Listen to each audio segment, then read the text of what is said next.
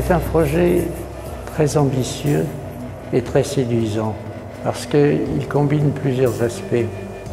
Il est volontariste, il veut définir ce qu'est le rôle de l'art dans le monde contemporain et dans le cas particulier des Dolomites, il essaie de donner toute sa place à l'art en apportant des réponses aux questions que l'on se pose sur sa signification, indépendamment des circonstances particulières et de la catastrophe locale. Je crois qu'il y a à la fois une ambition, une méthode et un système de pensée. Et c'est un projet, de ce point de vue, tout à fait séduisant. Ce jury est au fond le prolongement de l'activité du projet en général, puisqu'il invite des artistes à s'exprimer sur le lieu même de la catastrophe, mais de deux points de vue différents, mais en proposant des créations indépendantes de la catastrophe elle-même, qui ne soient ni de la répétition, ni de la commémoration en quelque sorte.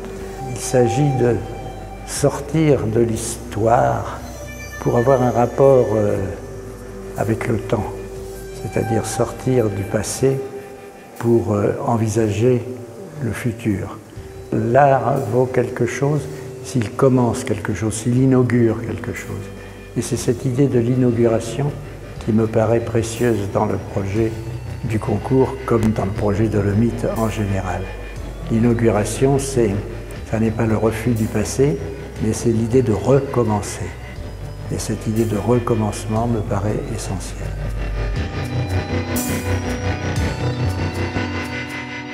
Mon impression est que ce sont des sites spectaculaires, des sites formidables qui imposent le respect. Et mon impression, c'est que je comprends mieux la volonté du projet Dolomites contemporain après avoir vu ces sites. Sur le lieu de la catastrophe, on ne peut pas ne pas être sensible à l'ampleur des choses. Et cette ampleur, elle est là. Mais de manière plus générale, je crois qu'il y a dans les autres sites une volonté de parier sur le temps contre l'histoire, d'une certaine manière. Le site sur lequel nous nous trouvons aujourd'hui, maintenant, est un site qui essaie de se revivre après des expériences riches mais terminées. Et cette idée de recommencer quelque chose est une idée fondamentalement esthétique, je dirais, créatrice et réaliste en même temps. Parce qu'il s'agit d'essayer de faire de l'art dans un lieu qui change de fonction et qui, d'une certaine manière, s'apparente à une ruine. À une ruine parce qu'on ne sait plus à quoi il correspondait, ou plutôt on le sait, mais c'est mort. Cette manière d'essayer de faire vivre un lieu dans ses velléités actuelles, indépendamment de son passé, c'est quelque chose qui joue sur le temps et sur l'histoire. Il s'agit de sauver le temps tout en dépassant l'histoire. Il ne s'agit pas de nier l'histoire, mais de considérer qu'elle est passée, elle a un commencement, elle a une fin, et elle a une suite. Et cette suite est un renouvellement, un recommencement. Et je crois que les sites, non seulement les sites retenus, non seulement autorisent ce genre d'approche, mais l'imposent d'une certaine façon.